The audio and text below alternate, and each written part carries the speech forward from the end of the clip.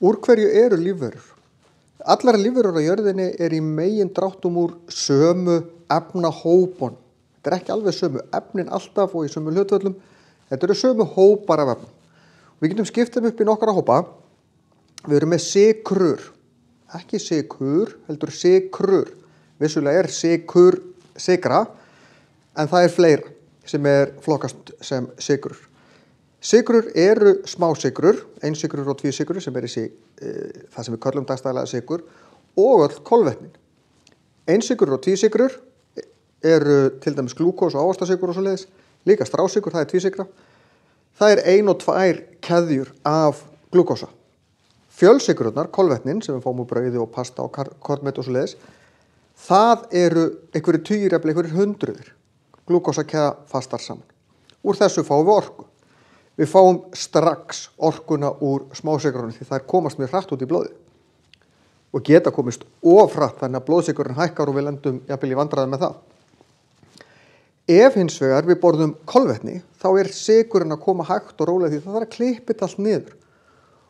Og sykrur eru brotnar niður í glúkósa og ef við ætlum að búa til sykrur þá tökum við glúkósa og röðum honum saman. Þetta virkar í báðar áttir.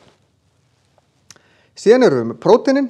Prótínin eru búin til úr amínósýrum og á sama hátt búum við til prótín með að raða saman amínósýrum þannig að meltingarfærin klippit í sundur, svo þetta byggt saman aftur.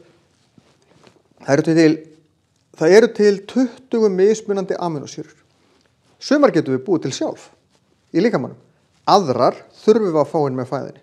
Þannig að við þurfum alltaf að passa að borða svolítið prótín, þurfum ekki að borða brjálæðislega mikið prótín, en alltaf eitthvað. Þeir sem velja að borða ekki kjöt, því að prótín kemur fyrst og fremst úr kjöti, þeir þurfa að passa að innbyrða prótín í baunum, alls konar hlutum. Og við þurfum líka að passa að borða fjölbreytta prótíngjafa. Fá prótín úr fleiri einni fæðu, því að við þurfum mismunandi prótín. Síðan það fituefnin sem brotna niður í fitusýrur og glýseról. Og aftur, það gengur í hina áttina líka. Þetta líka orkugjafi. Prótínin eru byggingarefni líkamans fyrst og fremst. Síðan það að fjórða sem eru erfðaefnið. Erfðaefnið búið til úr kjarnsýrum og það myndar í líkamanum DNA og RNA. Ekki beint byggingarefni heldur meira það sem færir allt til þess að virka. DNA svolítið uppskriftin að því hvernig líkaminn virkar. RNA svolítið það sem flytur þær upplýsingar út frumurnar, hvað frumurnar eiga að vera að gera.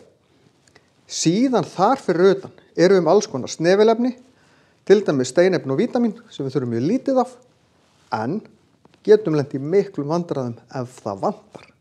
Það mikill munur á að hafa smá af ykkur í staðinn fyrir að hafa ekkert. Snefilefni, hvort það eru steinefni eða vítamín, þurfum við alla jafna ekki að vera að taka inn eitthvað sérstaklega, heldur bara að passa að borða fjölbreytta fæðu. Þar fyrir utan svo vatnið sem við þurfum öll. Getur engin lífvera lifað án vatns og það þurfi ekki allar að drekka beint vatn. Það frá flóknar umræða. En það efnið sem færir allt til þess að virka. Það allir efnaferlar í líkamanum þurfa vatn til þess að virka. Þannig að þetta eru svona megin hóparnir, það að segja sykrurnar, prótein, fituefni og svo erfðaefnið.